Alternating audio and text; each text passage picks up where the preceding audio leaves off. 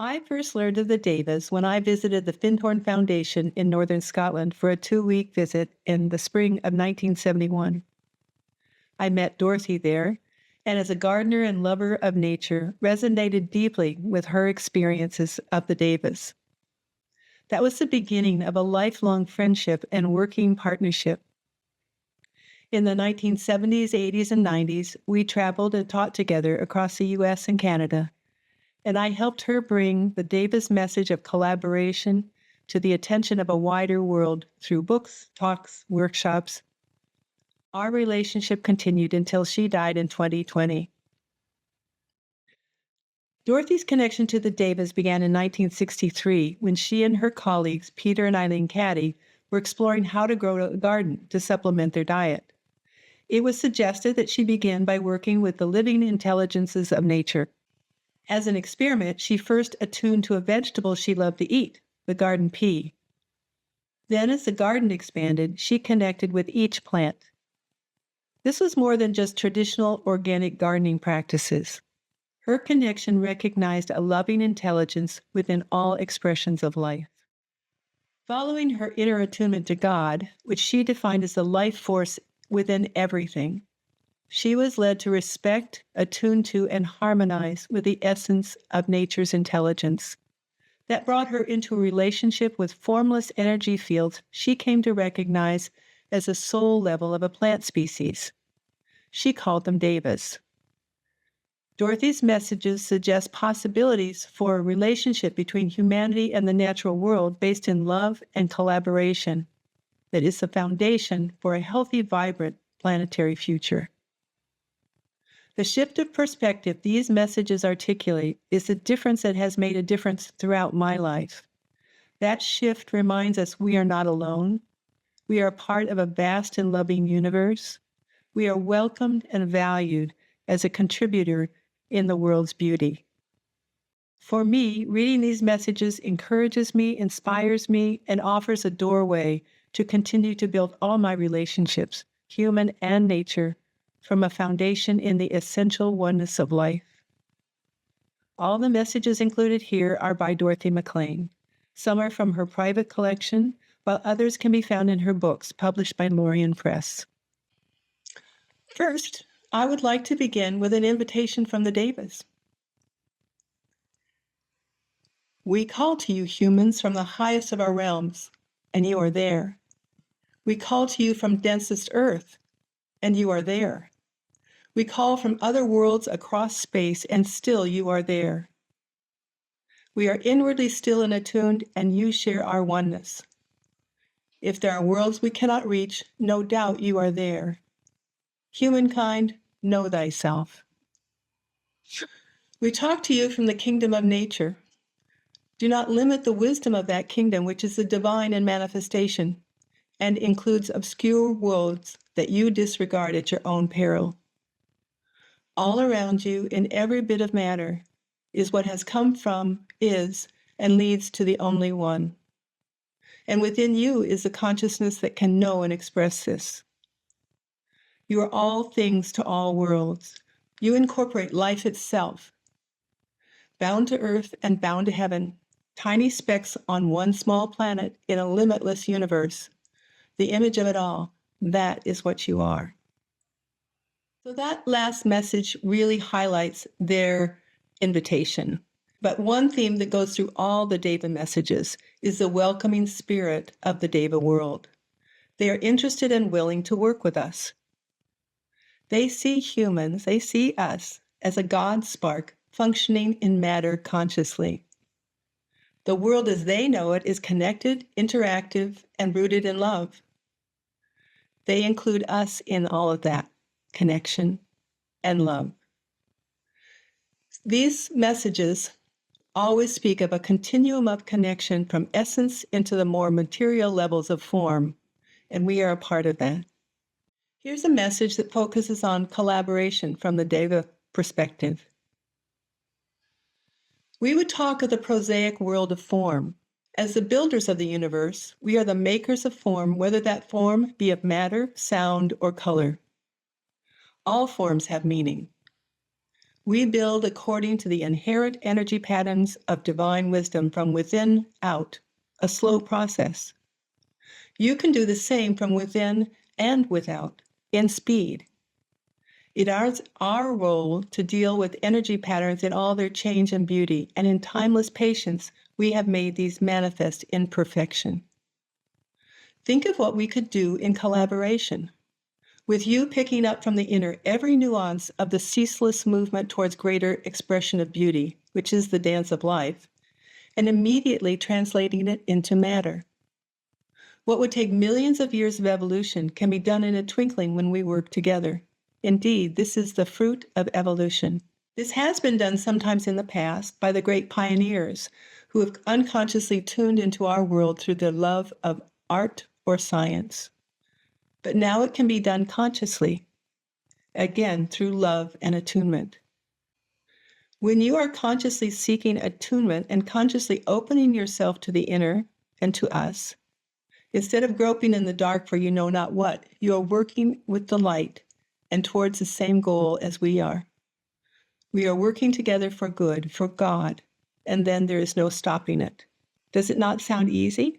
It is, of course it is. Why else were we created? You are not on earth to dream, but to create. We are not between heaven and earth to turn our backs on you, but to continue God's plan. It is easy for us to share with you the incredible world of beauty in which we live and move and have our being. It is easy for you to bring it to birth in form. To whatever heights of inspiration you can rise, we are there. To whatever aspect draws you, we are part of you, and the earth is part of you, and in oneness the earth is made beautiful in all forms. This is life as we see it, so let us proceed together and let love flow. I will mention again that these messages came from this one from 1971, and Dorothy's experience and her background was to speak of God, but her definition of what God was, as I said earlier, the life flow and the life force in everything. So that's a much more universal experience of God that I want to encourage you to remember when that word comes up. This is another message from 1971 in which the Devas speak to a sense of what our work and collaboration might look like. The nature kingdoms need their champions to help redress the balance that has been upset by mankind. But this balance is not a position of rigidity. It is one of great ease, of flowing with every movement, of non-resistance, of giving and taking and adjusting, of forever seeking oneness, of being close to the Creator. In the whole of creation, all life serves and complements each other. The nature kingdom offers its abundance as long as humans obey universal law of love. Humankind does need to change, and we rejoice to see it is changing. Come and share our gaiety, you solemn humans. Life is wonderful, never doubt it. Be what you truly are and find your connection with all.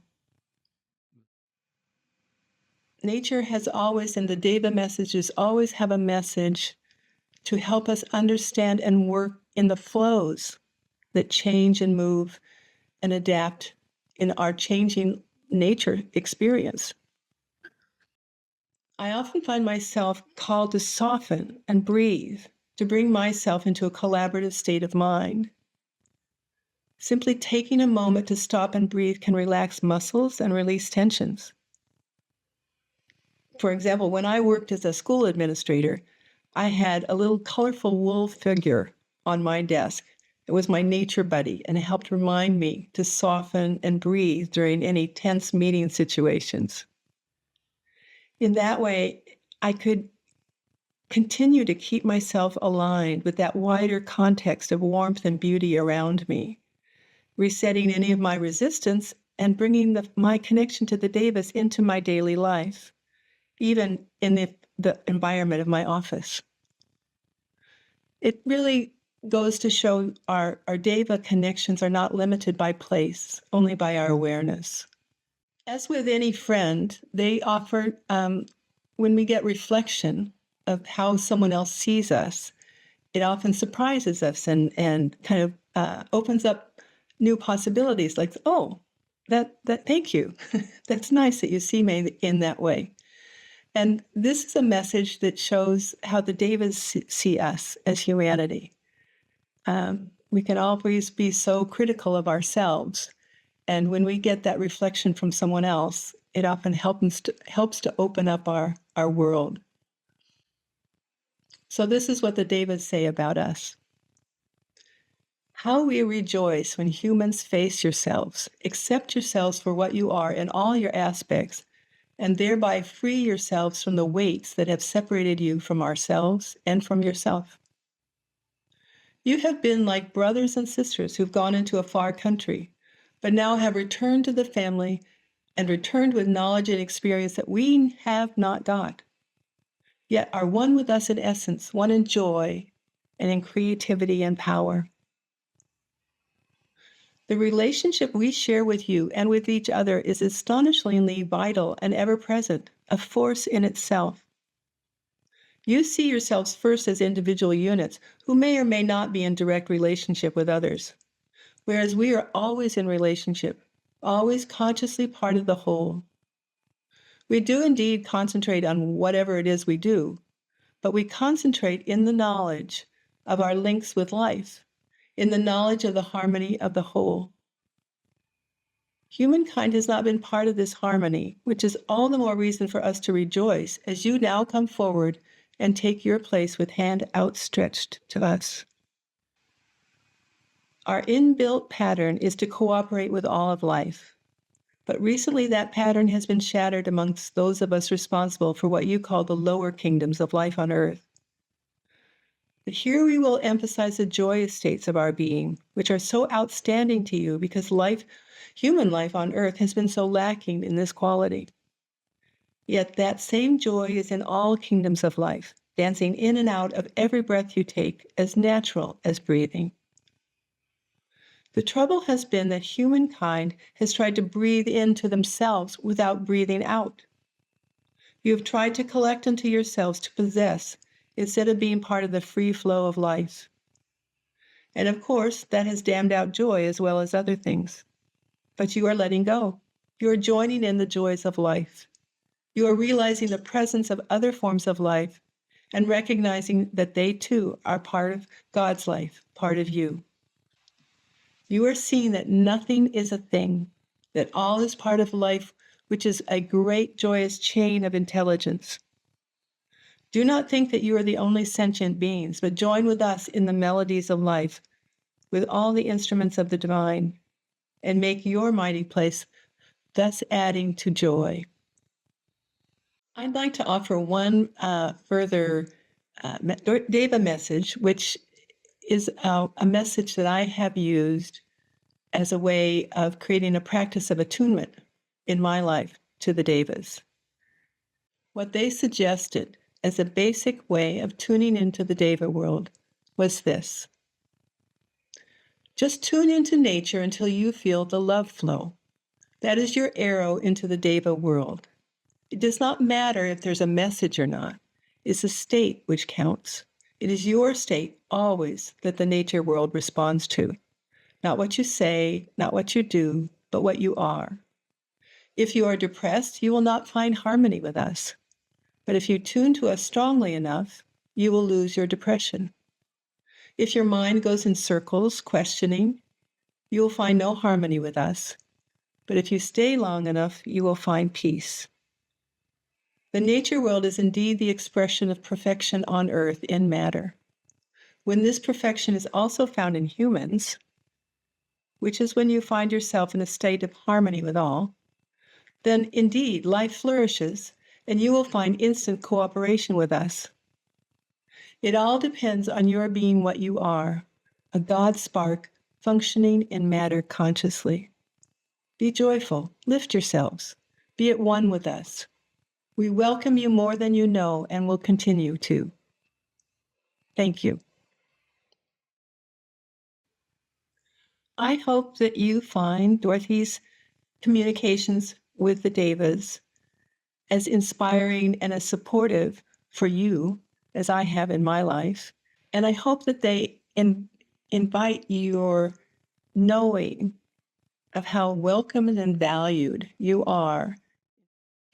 I hope they touch you and deepen your understanding of how important your gift of beingness, your participation in the world of the Devas is, and all that you bring to the world around you.